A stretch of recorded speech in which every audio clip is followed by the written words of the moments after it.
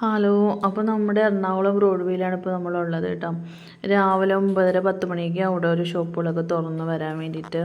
അല്ലെങ്കിൽ ആ ടൈമിൽ വലിയ ബഹളമൊന്നും ഉണ്ടാവില്ല. അല്ലെങ്കിൽ ഇപ്പോൾ നോക്കിയാലും മനുഷ്യരെക്കാളും കൂടുതൽ വണ്ടികളുടെ നല്ല തിരക്കായിരിക്കും.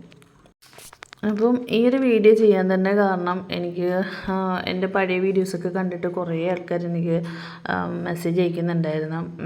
ഒന്നും കൂടി എറണാകുളം ബ്രോഡ്വേയിലേക്ക് ഒരു വീഡിയോ ഒന്ന് ചെയ്യണം എന്നൊക്കെ പറഞ്ഞിട്ട്, ഹോൾസെയിൽ മാർക്കറ്റിനെ കുറിച്ച് കുറച്ചും കൂടി പറയണം എന്നൊക്കെ പറഞ്ഞിട്ട് എനിക്കിതുപോലെ കോൾസ് വന്നിട്ടും മെസ്സേജൊക്കെ വന്നിട്ടുണ്ടായിരുന്നു കേട്ടോ. അതുകൊണ്ടാണ് ഞാൻ ഈ ഒരു വീഡിയോ പിന്നെയും ചെയ്യാമെന്ന് വിചാരിച്ചത്.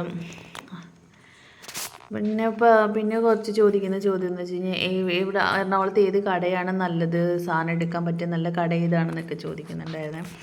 അപ്പോൾ അതിനെനിക്ക് മറുപടി പറയാൻ പ്രത്യേകിച്ചൊന്നുമില്ല. കാരണം ഞാനൊരു കടയിൽ നിന്നല്ല പർച്ചേസ് ചെയ്യുന്നത്. ഞാൻ ഒരുപാട് കടകളിൽ കയറി ഇറങ്ങിയാണ് ഞാൻ പർച്ചേസ് ചെയ്യുന്നത്.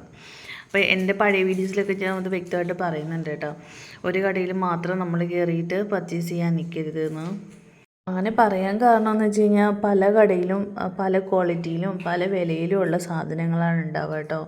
വിലയെന്ന് പറഞ്ഞാൽ ചിലപ്പം വലിയ ഡിഫറൻസ് ഒന്നും ചിലപ്പോൾ കാണണമെന്നില്ല വിലയിൽ. ചില 5 10 20 രൂപയുടെ അല്ലെങ്കിൽ 50 രൂപയ്ക്ക് അകത്തൊക്കെ ഉള്ള വ്യത്യാസങ്ങൾ ഞാൻ കണ്ടിട്ടുള്ളൂ. പിന്നെ പറയുകയാണെങ്കിൽ ക്വാളിറ്റിയിൽ വ്യത്യാസം ഉണ്ടാവും കേട്ടോ. നല്ല ക്വാളിറ്റിയുള്ള സാധനങ്ങൾക്ക് നല്ല വിലയുണ്ടാവും. തീരെ ലോക്കലായിട്ടുള്ള സാധനങ്ങൾക്ക് അതനുസരിച്ചുള്ള വിലയേ ഉണ്ടാവുള്ളൂ.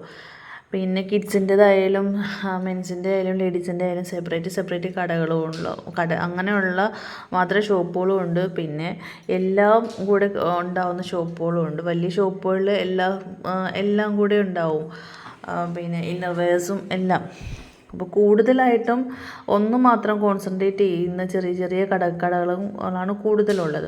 അപ്പം ഞാൻ പോണത് കൂടുതലും അങ്ങനെയുള്ള കടകളിലാണ്. അതുകൊണ്ട് തന്നെ എനിക്ക് ഇന്ന കടയിൽ നിന്ന് എനിക്ക് പറഞ്ഞു തരാൻ എനിക്ക് കഴിയത്തില്ല കേട്ടോ. പിന്നെ ഈ ഒരു ഭാഗം എന്നൊക്കെ പറഞ്ഞു കഴിഞ്ഞാൽ തുണിയുടെ മാത്രമുള്ള ഒരു ഏരിയയാണ്. കുറച്ച് മാറിയിട്ട് വരുവാണെങ്കിൽ ഫാൻസിയുടെയും കോസ്മെറ്റിക്സിൻ്റെയും അങ്ങനത്തെ ക്രാഫ്റ്റ്സ് വർക്കിൻ്റെയൊക്കെ ഉള്ള ഐറ്റംസ് ഉള്ള ഹോൾസെയിൽ ഷോപ്പുകളും ഇതിൻ്റെ അകത്ത് കുറച്ച് മാറിയിട്ടുള്ള ഭാഗത്തൊക്കെ ഉണ്ട് കേട്ടോ. പിന്നെ നമുക്കിവിടെ വരാൻ വേണ്ടിയിട്ട് ട്രെയിനിലാണെന്നുണ്ടെങ്കിൽ റെയിൽവേ സ്റ്റേഷൻ വന്നിറങ്ങിയിട്ട് 70-80 രൂപയോളം ആവും കേട്ടോ. ഓട്ടോയിൽ വരാനാണെങ്കിൽ. ബസ്സിലാണെങ്കിൽ വന്നിട്ട് മേനകയിൽ വന്നിറങ്ങിയിട്ട് പിന്നെ ഇവിടെ നിന്ന് നടന്ന് ഇങ്ങോട്ട് കയറി വരേണ്ട ദൂരമേ ഉള്ളൂ.